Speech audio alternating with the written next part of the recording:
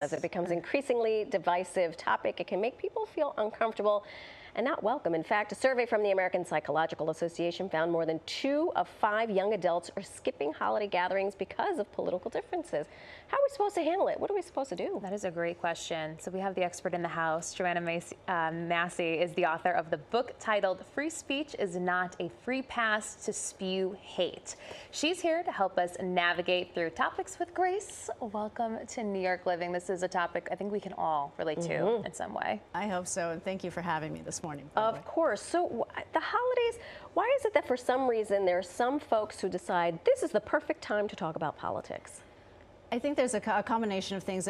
First of all, any time can be a good time to talk about politics, but the holidays tend to get it a little more reactive because we're right now in an age where politics is not about policy, it's about personality, and that really changes things. And then when you add on to that a little bit of alcohol, a little forced fun, any family dynamics that are lingering out there that haven't been resolved over years and years, and you start to get into one of those really intense discussions, and people are going to get defensive. Right. Our automatic system is going to kick in. It's going to become fight, flight, or freeze, not let's have a discussion and learn more about each other. Yeah. And you say that social media adds to this, kind of adds heat to the fire. How so? Absolutely. First of all, we all know this, well, most people know this, but AI has been impacting our life for way over 30 years now because it started back when Google came about, right? Yeah, when Google search started, it was AI because it had to take all this information on the internet and bring it down to here. And so we've been dealing with AI for 30 years, so we've been getting segmented for 30 years. And so, but what happens is social media algorithms are actually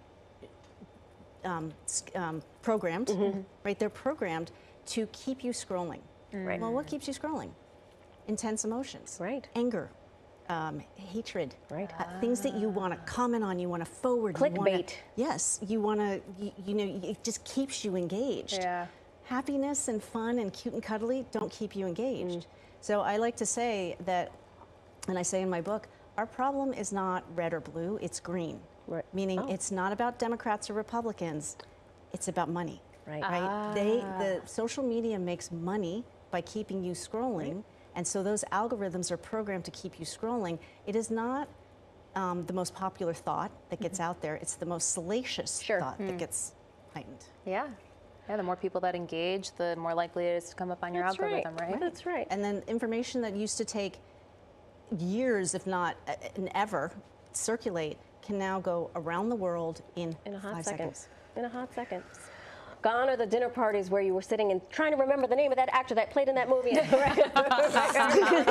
me just look on my phone. You say that there are 3 simple steps we can abide by to try to have a calm conversation. What are they? Well, I spent 30 years I spent 30 years in business, but I also have a PhD in psychology, and my business was communications, and the 2 of those things combined make me very interested in what's the problem, what's the underlying problem, and then what's the solution. And so I came up with 3 steps. They're really basic, and I gave them basic names to remember them. But one is honor yourself. When I start to get stressed and my shoulders are coming up to my ears, what do? Take a deep breath. Like, seriously, it works. It distracts the mind.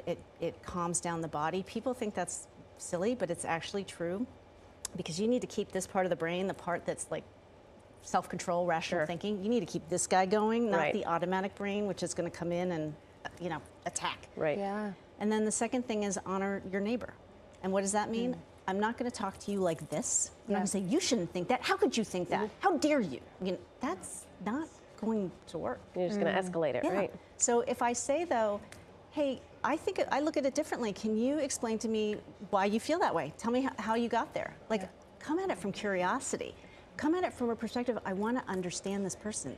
There's another human being on the other side of this discussion who has the same life events that I've had, trauma, drama, happiness, joy.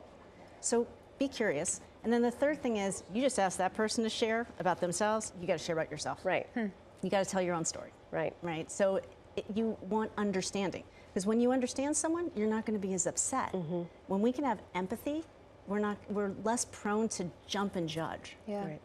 I think it's so easy to forget, like you said, there's a human on the other side of that conversation, right? And at the end of the day, if you take away all those, heated topics, you still, want to be kind and loving to the person. So great tips. Thank you so much.